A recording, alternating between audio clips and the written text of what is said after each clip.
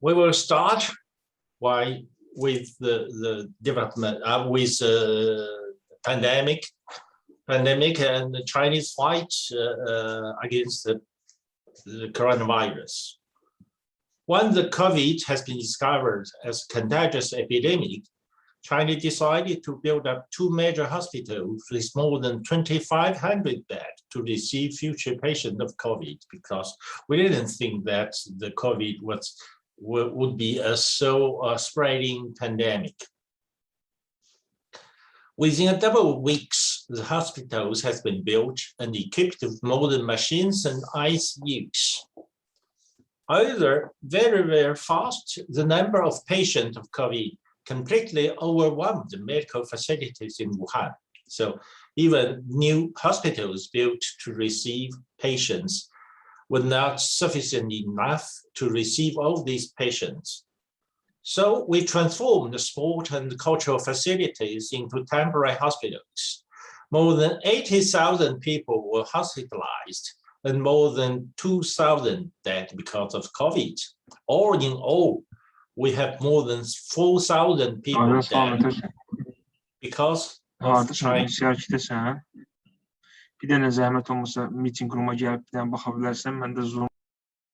Please mute your microphone while I'm speaking. Please mute your microphone. So all over China, there is more than 4,000 people dead because of the COVID. But the epidemic has been stopped by the hospitalization of all patients tested positive. China has been the first country to have discovered the coronavirus and stopped the virus spread by its strong industrial power and organizational forces. And afterwards, we have still some cases of imported coronavirus, but in China, we never had those epidemic spreading all over China. Here are some pictures how we deal with this pandemic. That's the hospitals in building. That's the hospital once built. That's the interior corridor of the hospital. The ICU of the newly built hospital, the ambulances, and the Chinese medical staff is transferring those patients infected by this coronavirus to ICUs. Here, we call it temporary hospital. A temporary hospital is transformed often from sport facilities like stadium. Here, you have a temporary hospital. In temporary hospitals, we received those likely affected patients. You know, as the epidemic has been erupted in Wuhan, a city over 10 million people, so the Wuhan's medical staff cannot face up to this serious challenge. So we decided to send more than 40,000 medical staff from all over China to help the Wuhan's municipality, to help the city of Wuhan to fight with the epidemic. The miracle is that none of these 40,000 medical staffs has been affected by any coronavirus. Look at these medical staffs. They are well protected. They are well protected. They are well prepared to fight with coronavirus. So none of these 40,000 medical staffs has been infected by the coronavirus. While either in Europe or in the United States, we know that a lot of medical staff have been infected by the coronavirus, and some of them died because of the infection.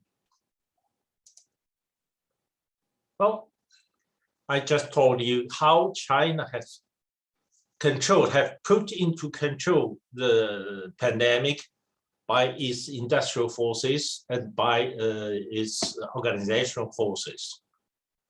Here, I just wanted to share with you two figures that show how spectacular is Chinese recent development. Those two figures are very representative of China's fast economic development. First figure is in terms of foreign exchange reserve. It takes only 10 years for China to witness his foreign currency reserve to rise from 200 billion US dollars to more than 3.24 trillion US dollars in 2012. In something like 10 years, China's foreign currency reserve has been multiplied more than tenfold, more than 10 times.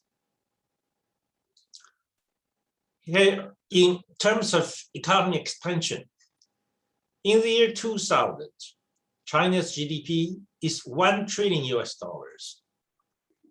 The number is 13.8 trillion US dollars in 2018. It will be more than 15 trillion US dollars this year. It means in 20 years, China's GDP has been multiplied by 15 times. So that's also remarkable. In 20 years, your economy can be multiplied by 15 times. So it could be considered as a wonder. Here are some figures. In the year 2000, the blue is United States, green is Japan, yellow is Germany, red is United Kingdom, the pink is France, and the purple is China. 5 years later, in 2005, China has overtaken France. And in 2010, China has overtaken those economies. And then look at these. In 2015, China is larger than all these economies put together, and China is just behind the United States. So here is another measurement of the economy dimension of the United States and China. The blue is China, and the orange is the United States. Well, this measurement is made not by exchange rate, but made by purchasing power parity. We call this PPP. Purchasing power parity is an invention of international institutions such as World Bank and IMF. Economists in World Bank and IMF has discovered that the real economic dimension of a developing economy tend to be overvalued, while the real economy of a developing country is often undervalued because of currency. Often the currency of a developing economy is a hard currency, so its currency is often overvalued. While a developing countries has not this kind of advantage, so its currency is often undervalued. To address these differences, to give a more accurate measurement of the economy, they invented another measurement called purchasing power parity. So by purchasing power parity, the difference or the evolution of the difference between Chinese and American economies are remarkable, are more remarkable. Look at these. The evolution of these two economies starting from the year 2000 to 2015, in 15 years. So look at these. At the beginning, in the year 2000, even in terms of PPP, Chinese economy is slightly higher than 1/3 of the United States. But afterwards, China was catching up very, very fast, very, very fast, until 2014. In 2014, China has overtaken the United States. And then that continued. And China has overtaken the United States from 2014, and last year, in 2020, China's economy, Chinese GDP in terms of PPP might have as high as 24 to 27 trillion US dollars, while the United States have only 20 trillion US dollars. That's the evolution of Chinese and American economy. Here another figure provided by IMF, the Direction of Trade Statistics. It shows how China's GDP grows so fast. Here, a comparison of year 2000 and 2020. In the year 2000, the blue part of the world, of the global map, is closer trading partner of the United States. The red part is the closer trading partner with China. Here is China, here is the United States. While in 2020, so 20 years later, the proportion of Chinese trade spheres, so trading partners of China, grow much faster than that of the United States. So all this red part has become the biggest trading partner of China, while the United States remains still the biggest trading partner of only those small parts in blue. That's Canada, Mexico, because of this North America trading partnership with some European countries, while the rest have become, even Germany has become a closer trading partner of China. Here, you may have an idea how Chinese export gain market share, well, to the detriment of the United States. China's share in international trading market is growing very, very fast. That's from the year 2000 to 2020. Well, the American share in global trade is shrinking like this. That's how Chinese share in global trade market comes from less than 25% to more than 75%, while the United States are going down from more than 75% to a little bit more than 25%. So today, I'd like to talk with you about these 4 points. First point, lessons we have learned in the first 30 years. Second point is the 2 phases in China's reform and opening up. The third point is reglobalization with Chinese characteristics. And the last point will be experience in Chinese development I just wanted to sum up Chinese experience development and try to draw some lessons from Chinese development experience. So first point, lessons we have learned in the first 30 years. China today, we are talking about China.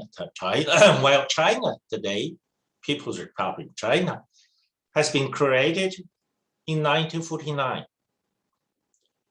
Before the foundation of People's Republic of China, China has been a target of social turbulence for more than 100 years. For more than 1 century, China has been borrowed by a lasting social turbulence. First of all, revolution, then foreign powers intervention in China.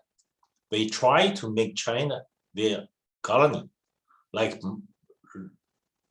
most of these African and Asian countries. They wanted to make China their colony, but they failed.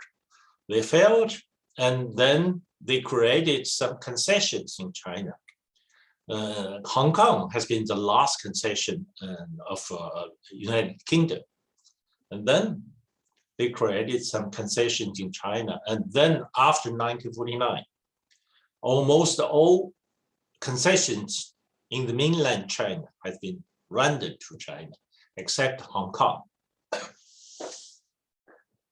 And then, so from 1949 to 1952, China got 3 years of economic recovery. And from 1952 to 1957, China has launched its first 5-year plan. In the first 5-year plan, China made tremendous progress. Tremendous progress in industrialization, tremendous progress in manufacturing making, tremendous progress also in agricultural production. We had a lot of remarkable results in terms of infrastructure construction, in terms of railway built, in terms of bridges. Here is the first bridge built in Wuhan over Yangtze River. Yangtze River is China's biggest river. It's the 3rd biggest river in the world, just behind Nile and Amazon. Nile and Amazon are a little bit larger than Yangtze, but Yangtze is also a very, very large river. Also, because most of prosperous Chinese cities were located along the Yangtze River. But for thousands of years, if there is no bridge over Yangtze River, so the Yangtze River had been a hurdle to Chinese development. So in 1957, we have built the first bridge over Yangtze River that allowed people to go from north to south, from south to north of the Yangtze River. Nowadays, we have built more than 100 bridges over Yangtze River that allow those regions to accelerate their exchange. We got also a lot of progress in people's incomes. Also, a lot of progress in terms of technology development. Within 5 years, we have been able to produce seamless steel tubes. We have been able to produce cars. We have been able to produce tracks, locomotives, jet fighters, machine tools, all these within 5 years.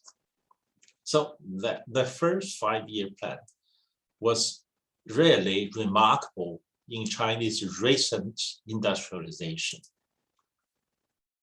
But Soon after, the second five-year plan has been a disaster because the second five-year plan get a serious setback. As the first five-year plan was so successful that Chinese people as well as Chinese leaders would have been overwhelmed by the success. We wanted to push up, to accelerate the pace of development, the pace of industrialization, but this time through irrational mass movement. Starting from 1958, so the beginning of the second five-year plan, we launched a campaign called Great Leap Forward. The Great Leap Forward has been proven a disaster because all these measures focus on accelerating industrialization and economic development has been proven irrational. In industrial sector, for example, in that industrial sector, because at that time, the symbol of industrialization is steel production.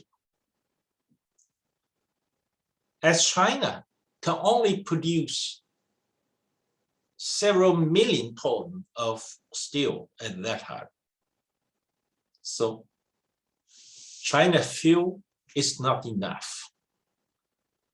To enlarge the steel production capability, the irrational mass movement have built a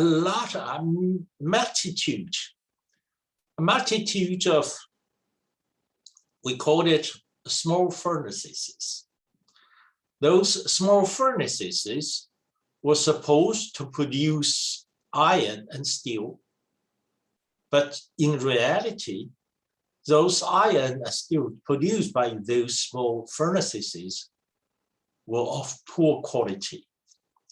They cannot be really used in industrial production. So we waste a lot of materials without yielding tangible industrial materials. So that was a huge waste. And in terms of agricultural production, we also committed a serious mistake because we wanted to collectivize all these production means of farmers, to put them together. So we created in Chinese countryside a framework called People's Commune. People's Commune resembles some huge farms. So we put all these farmers' production means together. We think that the collectivization will promote agricultural production, will allow farmers to get wealthier. Well, the reality is totally opposite. Because once the farmers' production means collectivized, farmers were deprived of their enthusiasm and in their incentives. So farmers was, to some extent, farmers were disinterested by agricultural production. So our agricultural production got a dramatic drop after the Great Leap Forward movement. Instead of promoting the local production, that was a mistake. So we realized afterwards that in economic development, we have to follow some natural logics. We cannot wipe out steps of development to reach a higher step of development. That was irrational. And then after that, something happened that starting from 1960s, a serious political movement happened in China that hindered the development of Chinese industrialization. That means in the 1960s, the priority of China has been given not to economic development, but to political movement. So we had movement after movement. In 1966, the Chinese leaders launched a big political movement called Cultural Revolution. The Cultural Revolution has lasted 10 years. It ended in 1976. So during 10 years, the development has been put aside to give the priority to political movement. So Chinese industrialization have been interrupted by the emergent political movements in the 1960s. During the first 5-year plan, if we made tremendous progress, it has been also due to Soviet assistance. I should remind you that in 1950s, 60s, 70s, there is 2 camps in the world. The world has been divided into an Eastern Bloc and Western Bloc.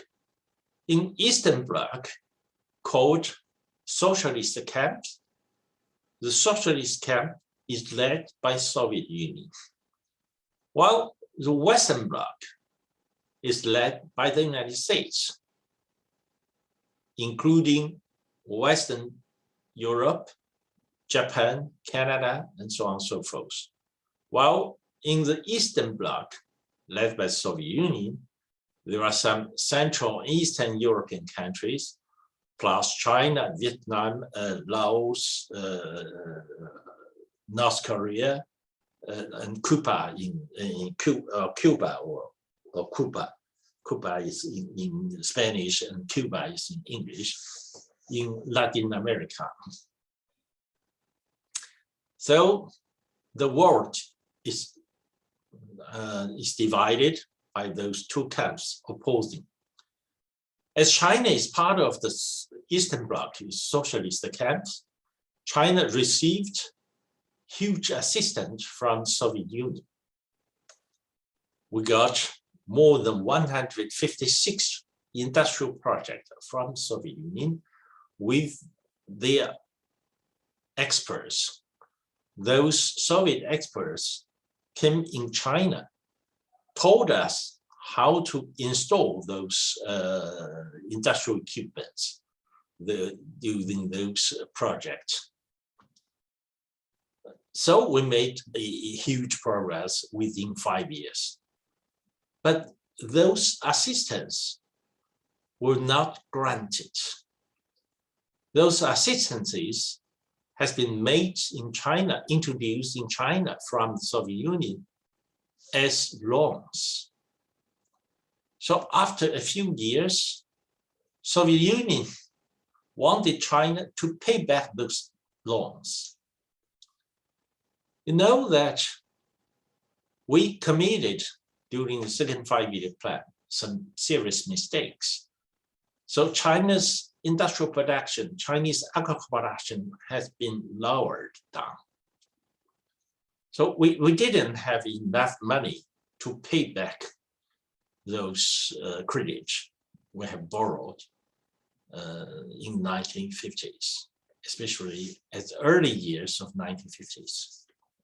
So that difficulty has been generated into, first of all, ideological quarrel, a apparent theoretical dispute has been emerged between China and the Soviet Union. Then followed by a series of armed conflicts at the common border. China and Soviet Union, currently Russia, had more than 3,000 kilometers of common border. We have common borders over more than 3,000 kilometers. So one when China and the Soviet Union were in quarrel, in difficulties, there are a lot of military conflicts in our common border. And Chinese leaders were very concerned. They are afraid that one day, if Soviets, so Russia, decided to attack Chinese industrial bases, those bases were located near Russia, near former Soviet Union. So they could be easily destroyed by military attack. So Chinese leaders decided to move out those industrial installations, these industrial equipments, out of these northeastern provinces to move them into the southwestern part of China. Southwestern part of China is composed of mountainous areas. It's difficult of access. For many, many years, for hundreds of years, the southwestern part of China was underdeveloped because difficult of access. Well, this time, as Chinese leaders decided to move in some huge industrial equipment, so they created artificial cities in the southwestern part of China. Even today, in the southwestern part of China, there are gigantic cities created during this period of time. They contributed to the rebalancing efforts in Chinese different regions, because those regions were underdeveloped. While when you moved in modern industrial equipment that created favorable conditions for economic development, that accidentally contributed to the regional unbalancing in China. And then I told you that agricultural collectivization or forceful collectivization in agriculture has led to a production drop. But in every negative thing, it might be a positive aspect. So the positive aspect of the Great Leap Forward in the countryside, the positive effect of the forceful rural collectivization is that as you put farmers work together, they were allowed to do some collective works. So that collective works allow those farmers to build a lot of farmland water conservatory infrastructure. That means reservoir, for example. During People's Pavilion years, we have created more than 80,000 reservoirs all over China. And most of these reservoirs have been connected by canals. So that allow Chinese farmlands to be irrigated. The irrigation is a very, very important factor to raise Chinese agricultural production. That's why today, the agricultural production per unit in China is much higher than that of the rest of the world. So let's have a look at the second point. Two phases in reform and opening up.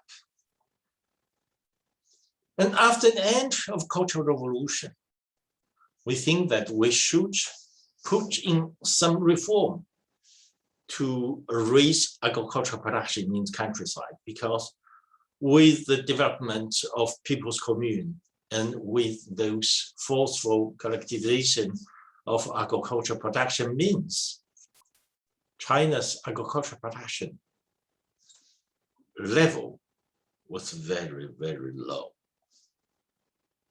So we introduced the system of responsibilization in Chinese rural reform. So we dismembered people's commune. We rendered the right to farmers again. So farmers were rendered responsible of their own production. That reform allowed some farmlands, allowed some farmers to get wealthier, because the more they produce, the more they earn, the more they get wealthier. So after 1 year, after we introduced the rural reform in the countryside, in 1 year, Chinese agricultural production capabilities doubled from 1978 to 1979. It doubled. So it became very effective. Farmers' incentives has been rendered to farmers. Farmers have become more interested in investing in agricultural production. And then some enriched farmers, some wealthy farmers, because of this rural reform, wanted to take advantage of their savings to make more money. So they created small and medium-sized enterprises just around cities. We call these kind of small, medium-sized enterprises emerged from countryside as township enterprises.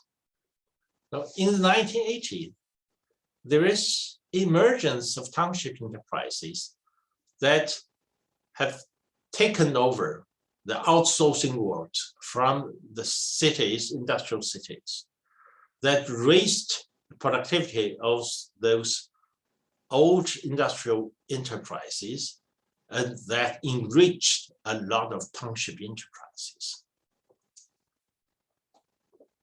But that was not so successful. That created some success story, but all in all, the industrial production capability or industrial production efficiency was not that good. There is still a legacy of the shortage economy. We lack of everything. In that case, Chinese leaders decided to open Chinese market to foreign investors. We hope that with foreign investment in China, that could have a sort of catfish effect. Catfish effect means that if you introduce some new elements from outside world, that will exert a pressure over your domestic enterprises. The foreign companies that come into China will chase the other enterprises, will force them to compete. And then Chinese domestic firms will become more active.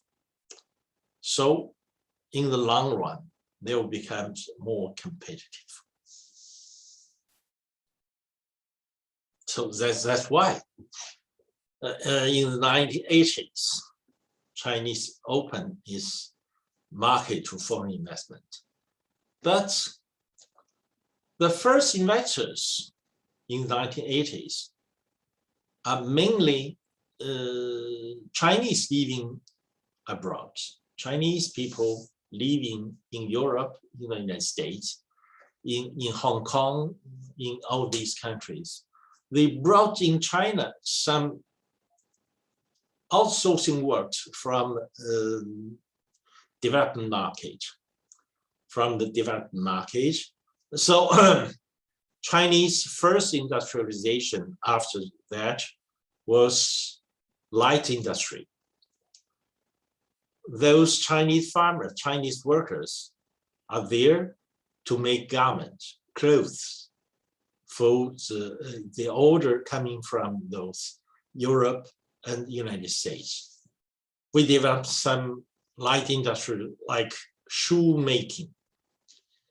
China has become the biggest shoemakers in the world. We made a lot of shoes. We made a lot of toys. That's very, very simple industries. You don't need a lot of skill to prepare your labor forces to this kind of light industrial activities. Well, later on, when we introduce more sophisticated manufacturing sectors, we need more sophisticated labor forces. We need to give more trainings to those labor forces in order that they can face up to new industrial development challenges. And once coming into the 1990s, Chinese leaders realized that only opening Chinese market to foreign investors cannot solve all Chinese problems, because in Chinese development paths or over Chinese development path, there is some structural problems. China's industrialization or Chinese development started with Soviet assistance. And Soviet people told us how to manage a planned economy. Because at that time, we believe that in socialist countries, the economy should be guided by plan.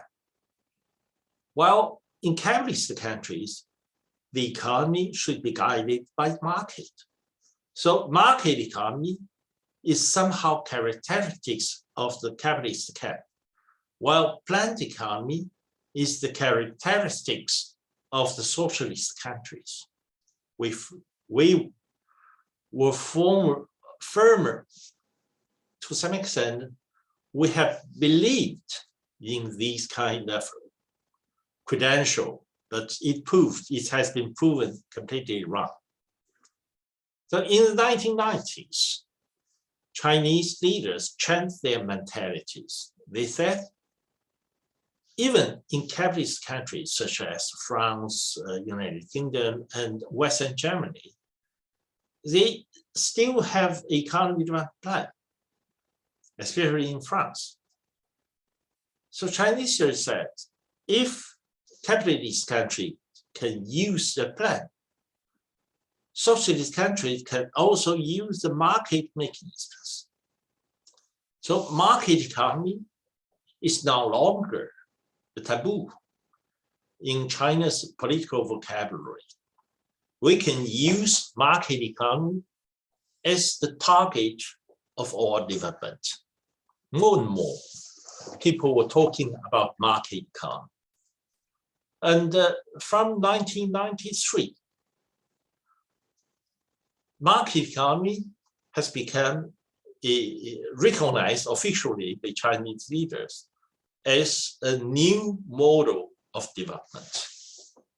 Although we added something, we said that Chinese market economy special is called socialist market economy. Anyway, it's market economy.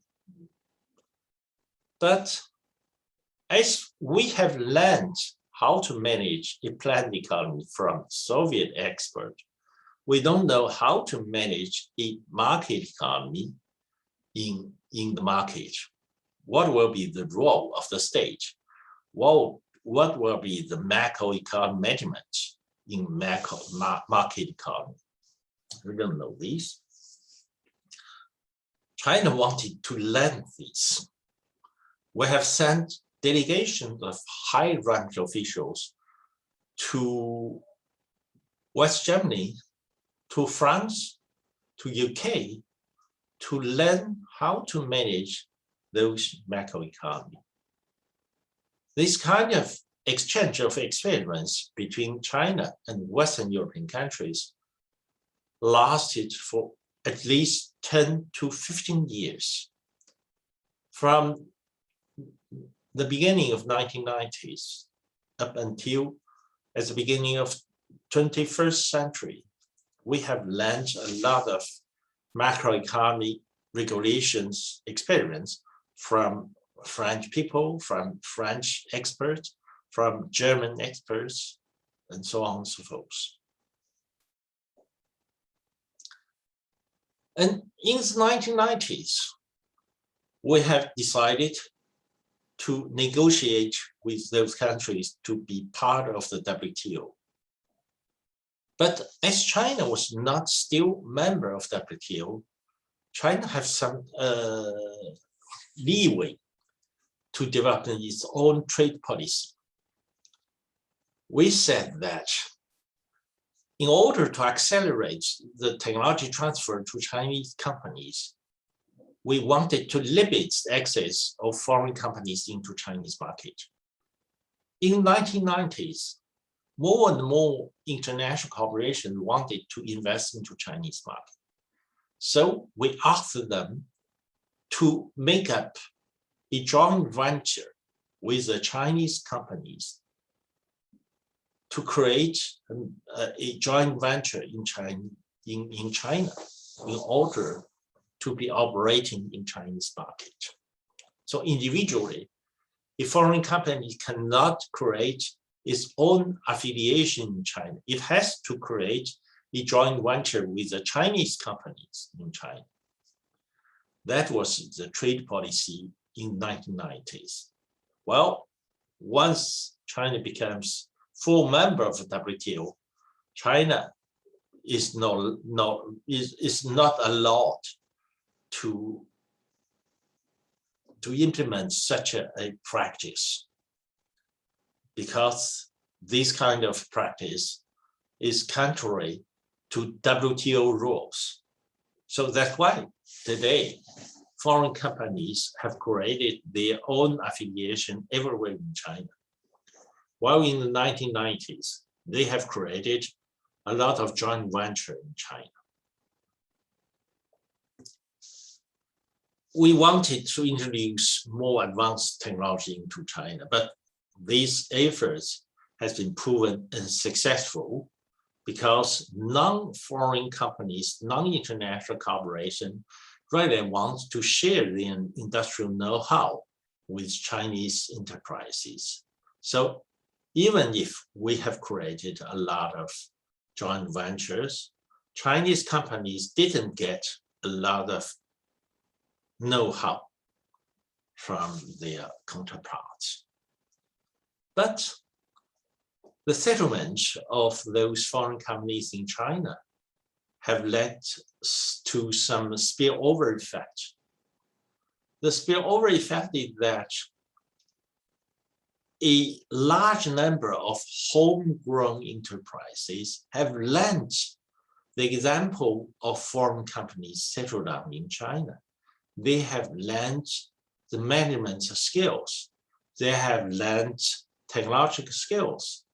And those homegrown enterprises have become a success story in Chinese recent development, because we have famous companies as Huawei, as ZTE, as Alibaba, as Sinochem, as Geely, etc., etc. All these companies has become among those top 500 companies in the world. So they have become very successful and powerful company afterwards. So here I wanted to draw your attention to the third point that I wanted to share with you about the reglobalization with Chinese characteristics. China has joined the WTO in the year 2001. And afterwards, I told you that China can no longer implement some specific policies before joining the WTO, because those measures were considered as completely infringing, in opposition with WTO rules. But anyway, when China adopted WTO rules, when China took advantage of WTO rules to regularize Chinese market, that brought a lot of benefits to Chinese market.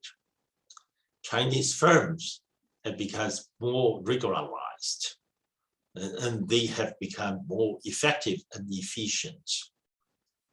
And then, as China has become a full member of the WTO, China has larger access to foreign advanced market, to the United States, to European Union, and so on and so forth.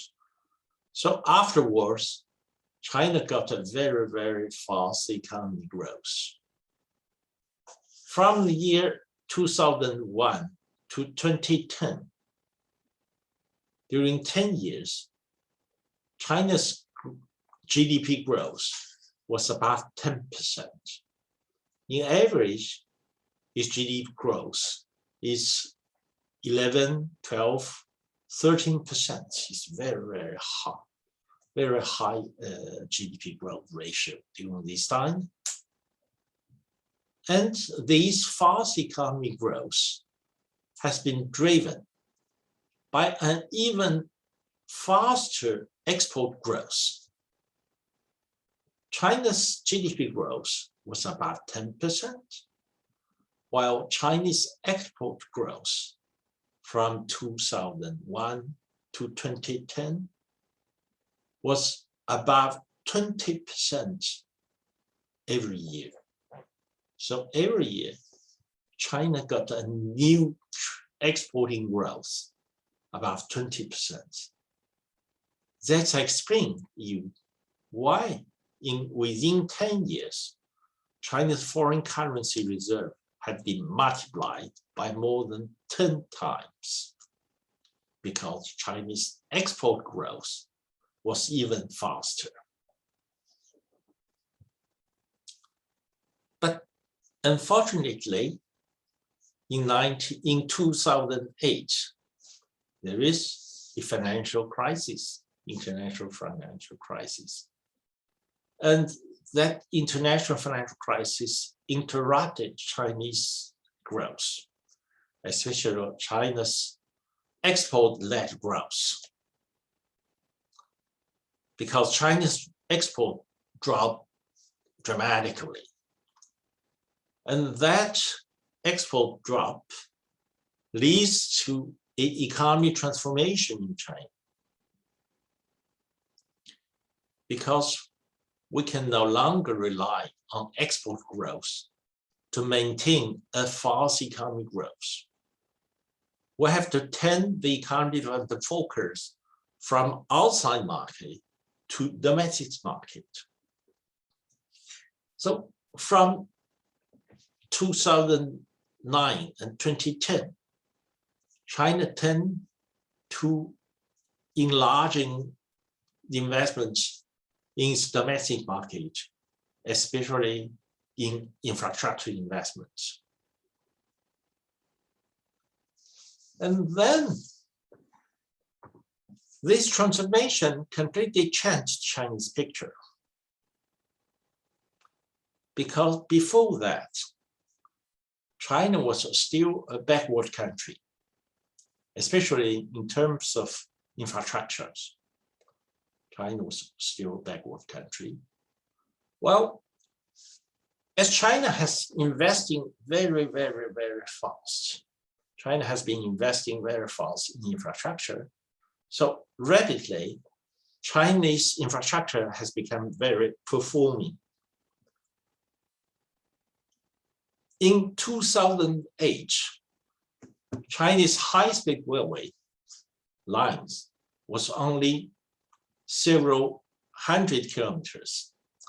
We have built our first high-speed railways between Tianjin and Beijing over more than 100 kilometers. So that's only several hundred kilometers of railway. But we continue to invest into these infrastructures.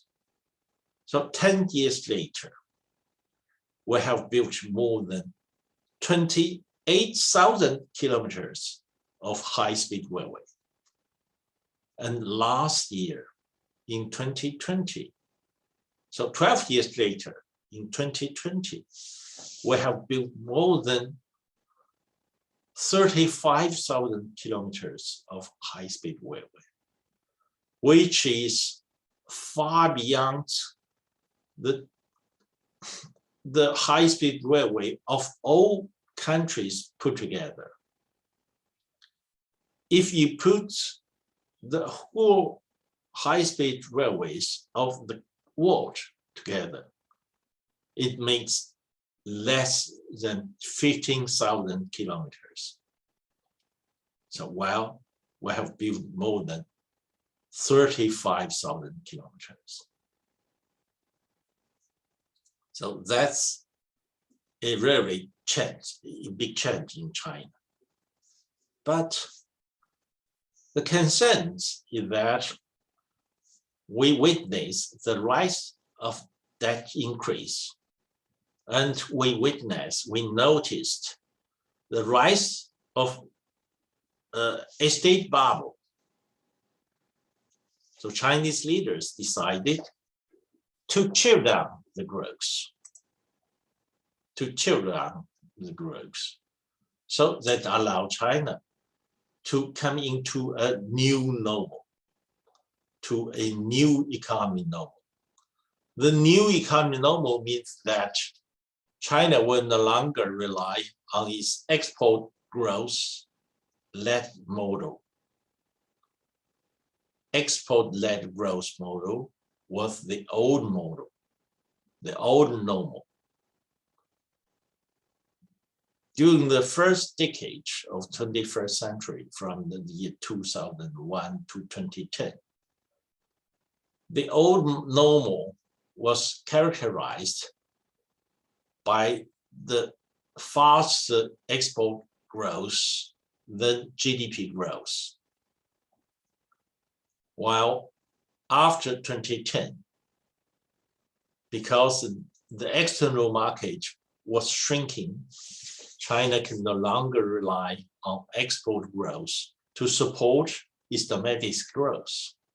China has to shift from exporting to domestic infrastructure investment. And then that led to this new normal. So almost at the same time, in 2013, China decided to launch its Belt and Road initiatives. Belt and Road initiative because we noticed that a lot of fast emerging economies has got a lot of difficulty finding new investment funds in helping them improve their infrastructure. So China launched Belt and Road initiative to help those countries find new funds in investment infrastructures. And then those investment infrastructures have led to some very, very positive effects in economic development. And China's investment and trade cooperation with Belt and Road countries increased rapidly. Now, Chinese investment in those Belt and Road countries helped those countries improve the infrastructure, improve the economic development basis, while that allowed China to remedy its export structure. In the old days, China's biggest export market was either United States or European Union. Well, nowadays, Chinese trade relations is developing very, very fast with Belt and Road country. So a lot of developing countries has become also Chinese important exporting market. We export, for example, ASEAN countries in Southeastern Asia countries. Those Southeastern Asia countries has become Chinese biggest trading partner, overtaking the United States and European Union. They have become China's biggest trading partner. And most of them, of these countries, or all of them, are partner of China in maritime Silk Road building. So that's a very, very, very big change.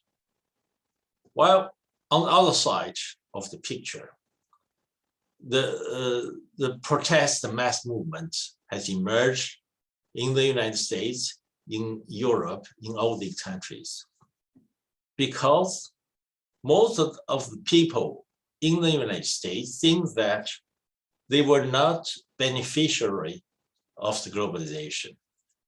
They consider themselves as victims of globalization, while the older globalization is based on Washington Consensus, which brought polarization on wealth globally. The Washington Consensus is a series, a group of principles, 20 principles, worked out by 3 groups of economists, all based in Washington, D.C., in the US capital. Those 3 groups are economists from IMF, from World Bank, and last but not least, from US government Treasury Department.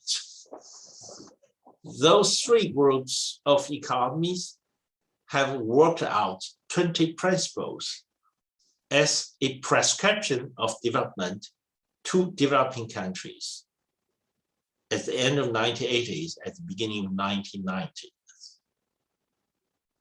And the core idea of the Washington Consensus is to put the government aside and to let market forces play fully in the market. So that push up the development, but the corollary consequences of that, the polarization of wealth has been enlarged, because in a market, not everyone is equally indulged. A lot of people are not well indulged in the market, so they need government assistance. If you put the government aside, so those poor people cannot have the role of government redistribution of incomes, so that they become poor. So even in the United States, middle class has been shrinking.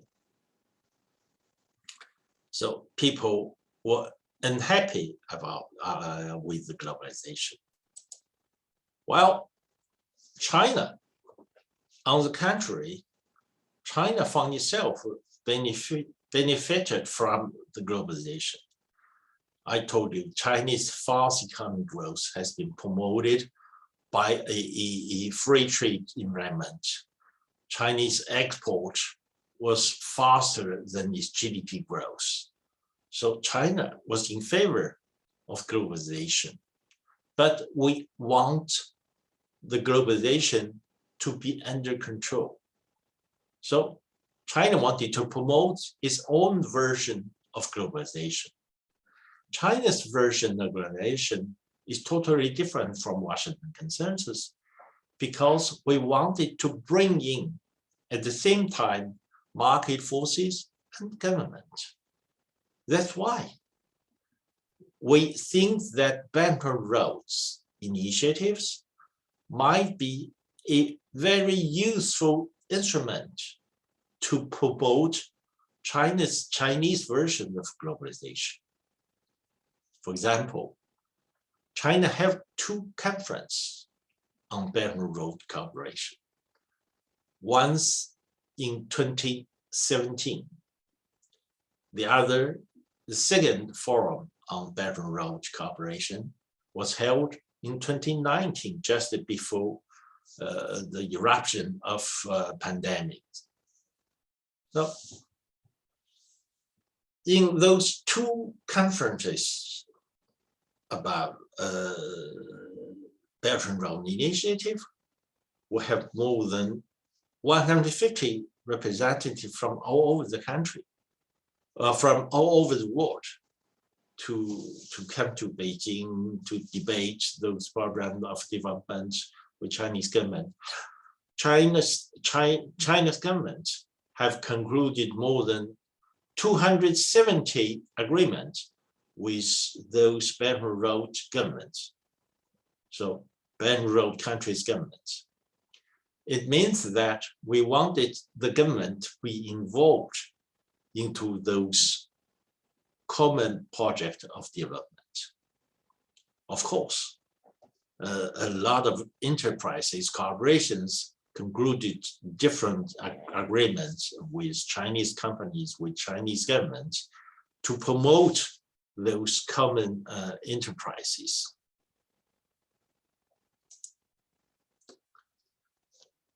And then let's come to the last point of my talk today, experience in Chinese development. After 40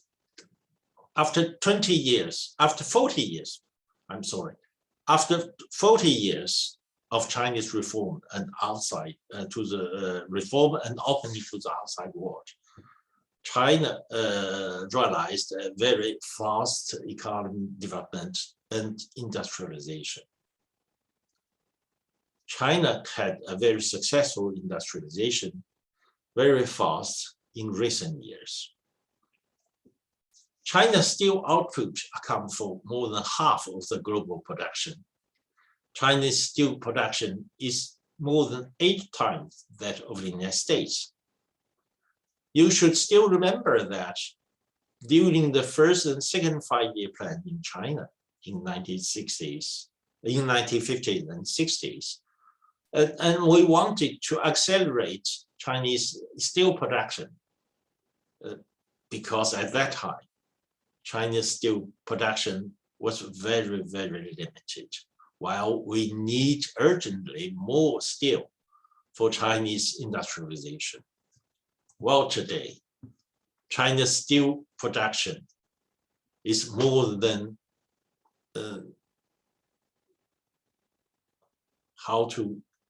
more than 1 billion tons, more than 1 billion tons. That's almost more than half of global production.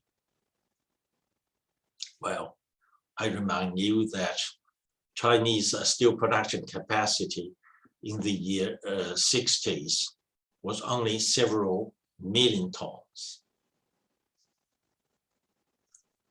And China's cement production accounts for more than 60% of global production.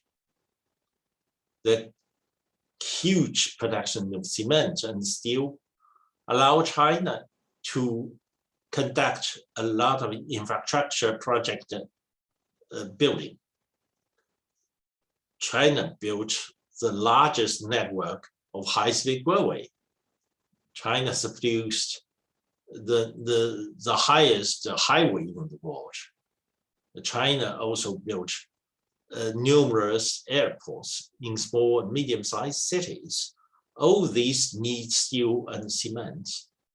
If China were not the first producer of steel and cement, China was not able to produce all these.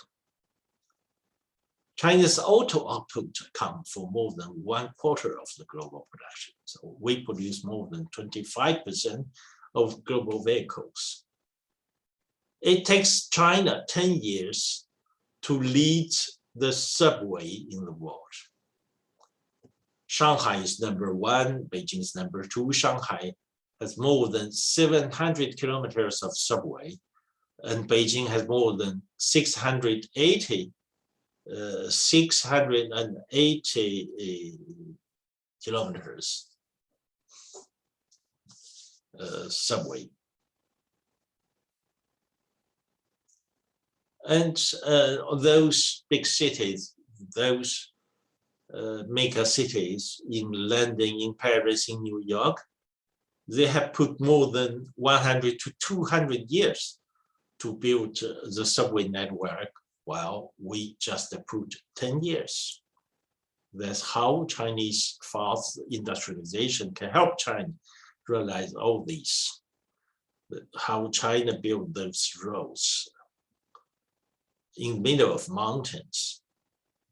China had built its largest network of highways, high-speed railways, and airports.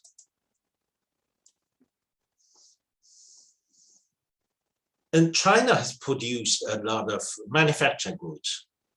China is qualified as the factory of the world. So China provided the world, not only developing world, but also developing world. So the United States, Japan, and United States and the European Union, with a lot of manufactured goods. China is the factory of the world, but China also is a know-how producer. For several years, China is the world's largest patent application country. China's patent application number surpasses the total of Japan and the United States. Industrial patent means industrial knowledge. So China, it has become the biggest producer of industrial knowledge also in the world. Currently, some Chinese technologies are leading the world, such as high-speed railways. In terms of high-speed railway, I told you that Chinese high-speed railways is more than double of the rest of the world. Not only Chinese high-speed railway is the network of Chinese high-speed railway is the largest network in the world, but also in terms of advanced technology, Chinese high-speed railway runs the fastest in the world. And also because we have come out with a new prototype of the next generation of high-speed railway. Currently, our high-speed railway, our high-speed train can run as fast as something like 350 kilometers per hour. While we have come out with a new prototype of the next generation of high-speed rail. Our next generation of high-speed train can run as fast as 600 kilometers per hour. So our next generation of high-speed railway can run as fast as a plane. And our next generation of high-speed train will not run on wheels, because our next generation train will run by magnetic forces. The next generation of high-speed train is called maglev train, because the inventor of this technology is a Russian scientist. Russian scientist named Maglev. He invented the idea of managing the operation of a high-speed train by magnetic forces, not by will.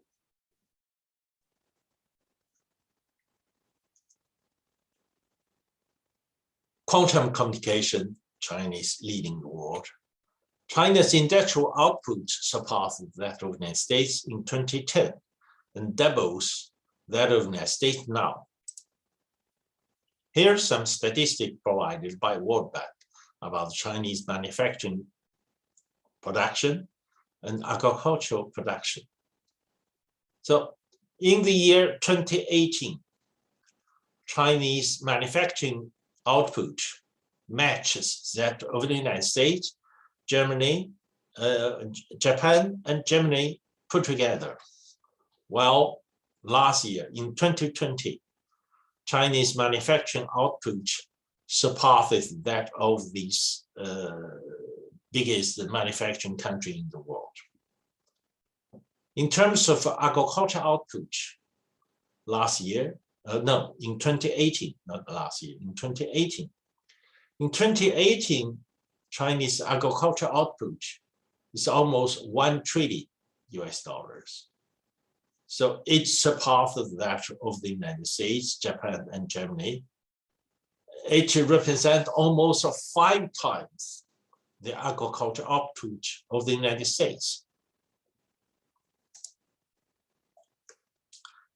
China's first homemade aircraft carrier officially launched in 2017.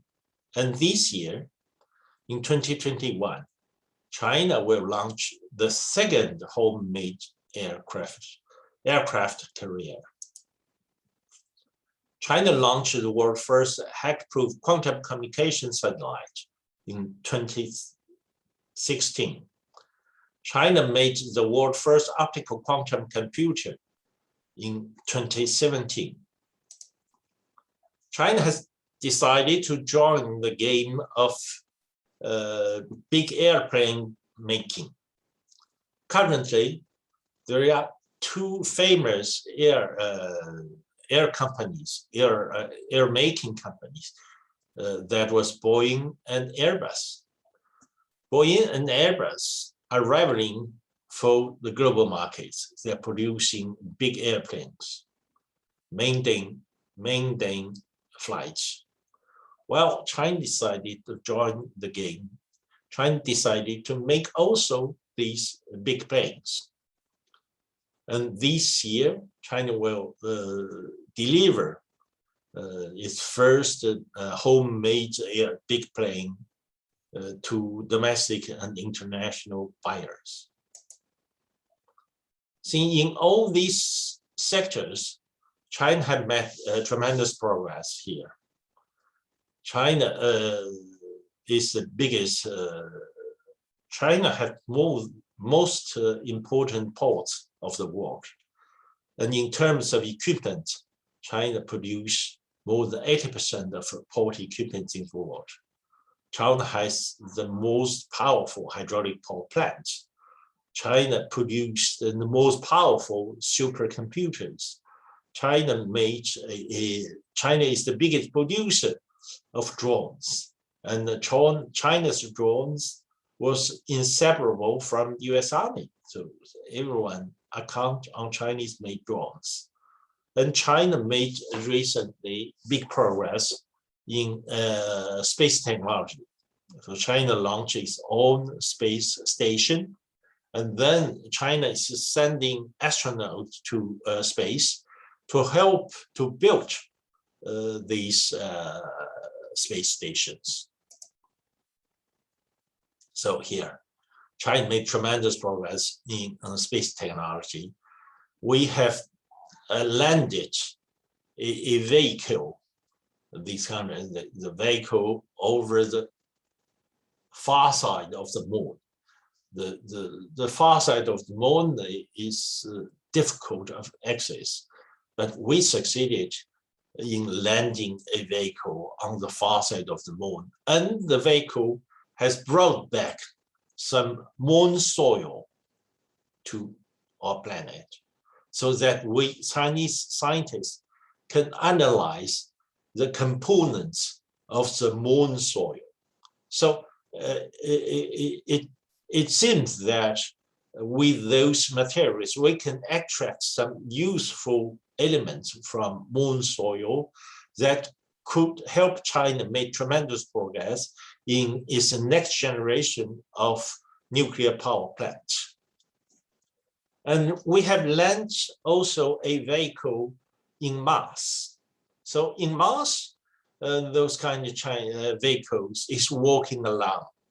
The Chinese vehicles is investigating on the Mars to see whether there is some tracks of life on Mars, because those climate conditions is similar to our Earth. So we hope that Mars maybe one day or another would be our destination of immigration. So we are making a lot of tests in Mars.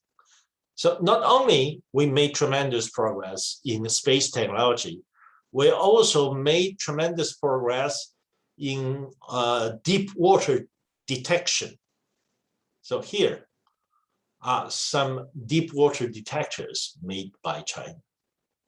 So those are very specific submarines that can resist to the high pressure from deep water. You know, a military submarine can go down several hundred meters under the sea, because if a military submarine go down more than 1,000 meters under the sea, the military submarine could be crashed by the water pressure. Well, these kind of special deep water detectors can go down as deeply as more than 10,000 meters under the sea. So in recent years, we have landed these deep water detectors to the bottom of Mariana Trench.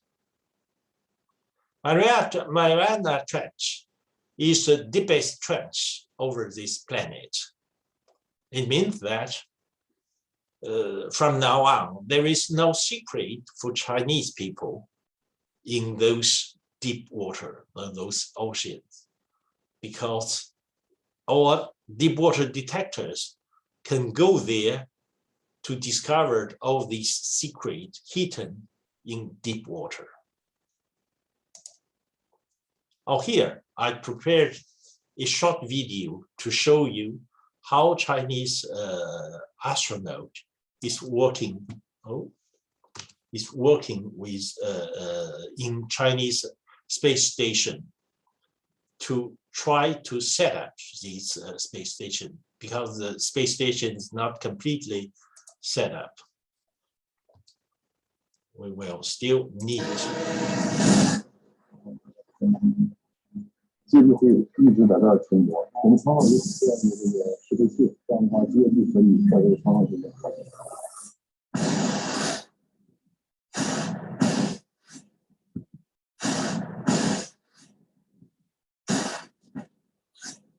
Look at Chinese astronaut.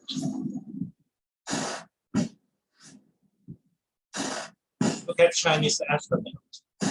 He's coming out from the station.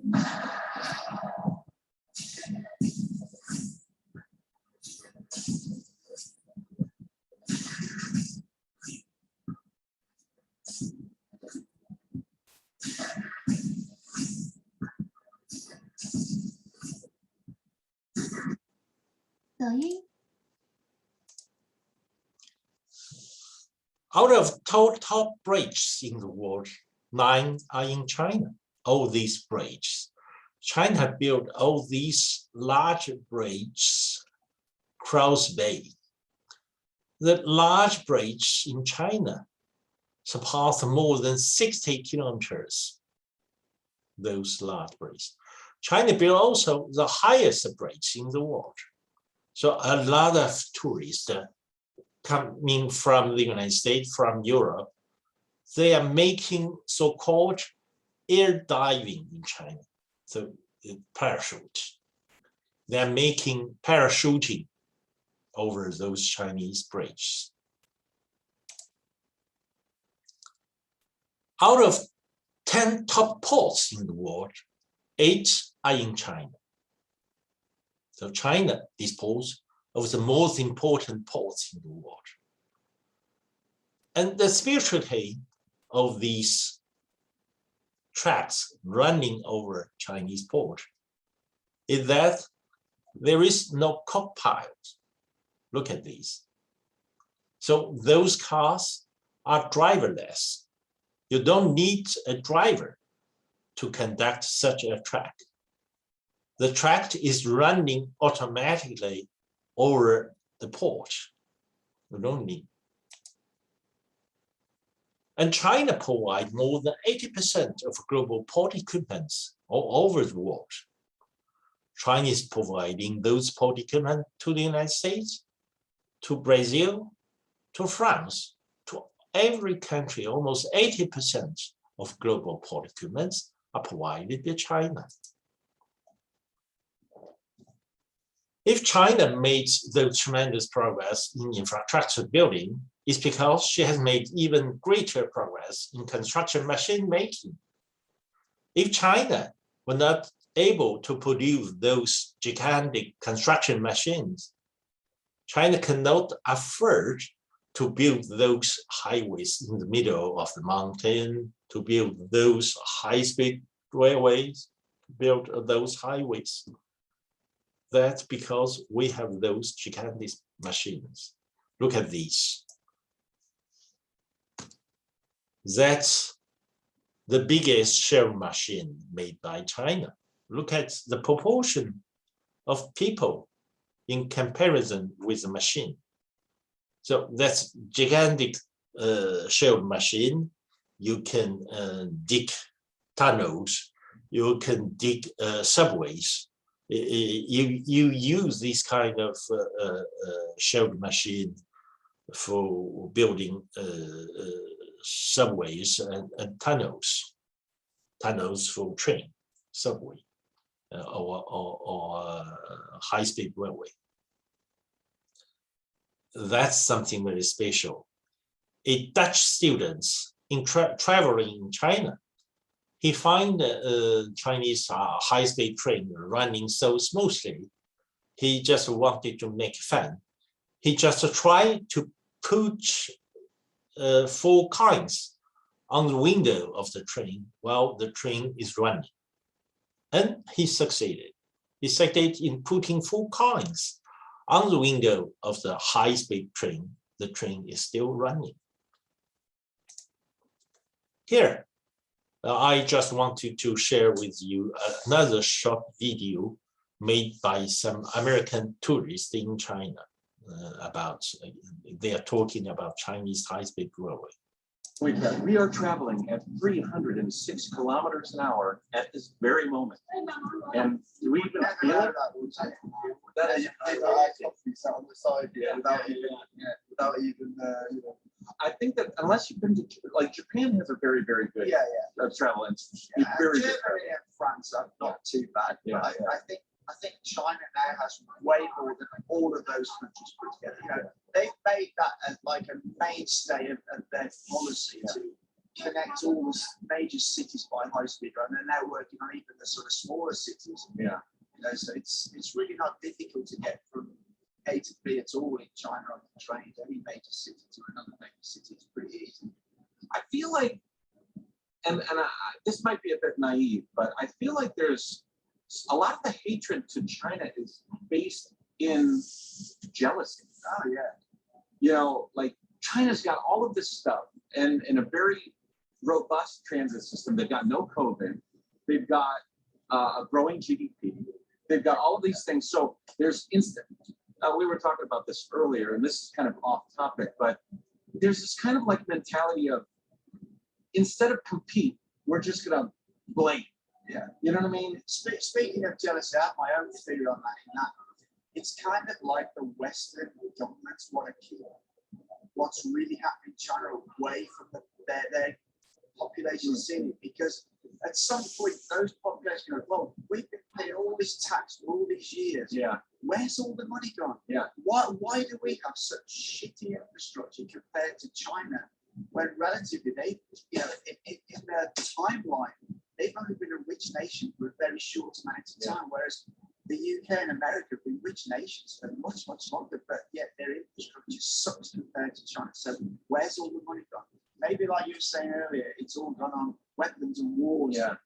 You know, Like I see, like there's a lot of people that say that I hate America, or like, you know, and it's totally not that. I am sad. I am frustrated because America could do all of these things. Could have all of the great things that China has, but they don't, because there's all this bullshit and red tape, and they can't get their shit, and they're blaming. There's all these blaming things. So on the last chapter, I'd like to share with you some lessons I draw from Chinese development experience. The first lesson is the revolution brought public ownership of land, property right equality, and education equality. Is that something very important, because as the land ownership has become public, so that China can conduct all these massive infrastructure constructions.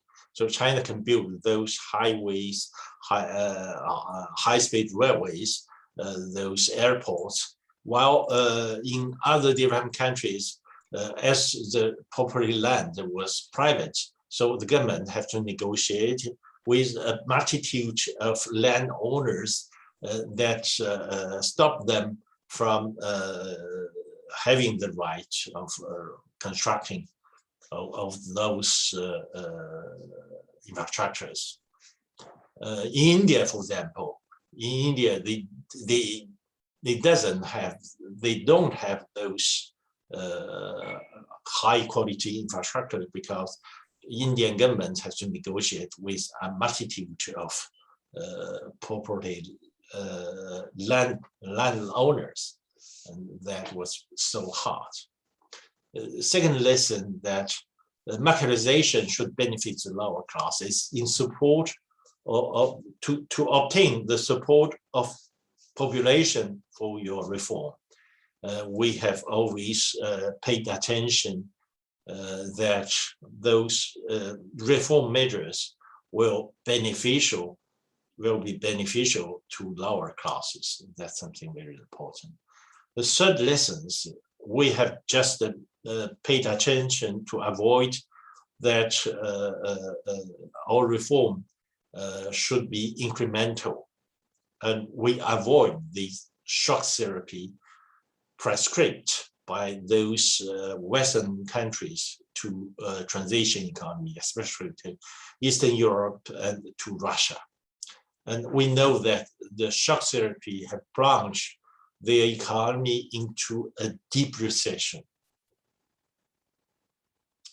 And the fourth lesson is that we decided to let all kinds of enterprises together in the same time in China, including private companies, foreign companies, collective-owned enterprises, and state-owned enterprises.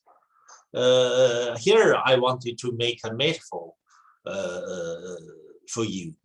I think that in the world, in natural world, in a forest, for example, we think that the forest should not be composed of one tree. A forest should be as various as possible, because the biodiversity will allow the forest to grow healthy, to be resilient to external invasion. Well, we think that in the market, the diversity of property, the diversity of enterprises would be like the biodiversity in the forest. That's something very important that allow you to prevent some external shocks. As Chinese market is composed of different enterprises, so even you meet external shocks, some actors in your market will face up to this challenge. So the fifth lesson is that you have to develop a civil servant system, very professional civil servant system. China is the inventor of the professional civil servant system in history.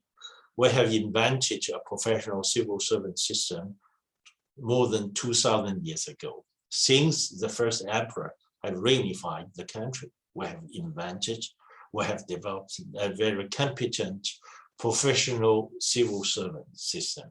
And that's something very, very important. The 6 lessons, so building in negotiating and consulting system to replace the Western democracy with all about party conflicts now. If you look at what happened in the United States and partially in European Union countries, so the political democracy has become a party conflicts, constant party politics. So no politicians is really wanted to debate about the party policy in the future, but they were just making the political conflicts the key elements of the fight, of the political fight. So that's not, especially for a developed country, that's not the focus of their priority. Their priority should be put onto the development means. The 7 lessons, improving supervisory system. So in China, we have organized constantly on the anti-corruption campaigns, and we have created a National Supervision Commission, whose tasks is to keep an eye over high-rank officials' behavior. So that's something very, very important. Don't expect to wipe out the corruption phenomenon once for all in your reform or in a revolution, in your election. So a lot of politicians will promise you that they will wipe out the bureaucracy or they will wipe out the corruption, but don't believe them because it's a long, long process. The corruption will accompany human development along with history. So you have to keep in mind that the fight against the corruption is a long-lasting fight. Last but not the least, we think that the last principle of China's success is that we don't think that our system or institutions are the perfect, because we know that man-made political system cannot be perfect. There is a lot of loopholes, and over time, the obstacle will emerge within the system that constitute an obstacle to further progress. So from time to time, you have to introduce reform to try to eliminate those obstacles created by interest groups, by new situations, and then that will keep your system running, functioning almost normally after you introduce some useful reform into your system. So in other words, your political system should be kept in time, in pace with your time. Your political system should be kept in pace with the advancement of the time. So that's all I wanted to share with you about Chinese development experiments and lessons I have drawn from Chinese development mode. Thank you very much. Thank you very much. We still have some free time.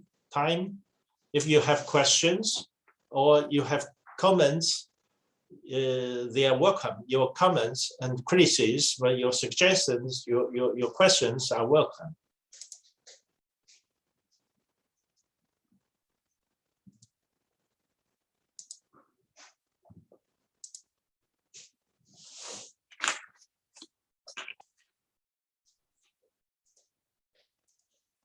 Thank you, Mr. Ding. And if anyone have any questions or comments, please open your microphone and we can have a real-time communication. You have time, you have any question, you have any comments, and you have some criticism, they are welcome. Yes, because some countries, I think they have a huge time differences between China and their country. So some of them may not be able to attend our class online.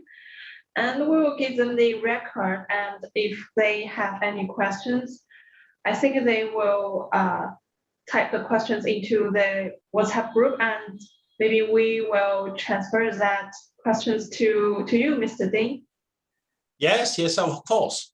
You may later on, if you have questions, if you remind some of my presentation, and if you have some questions and comments, then you may send me later. Of course. Yeah.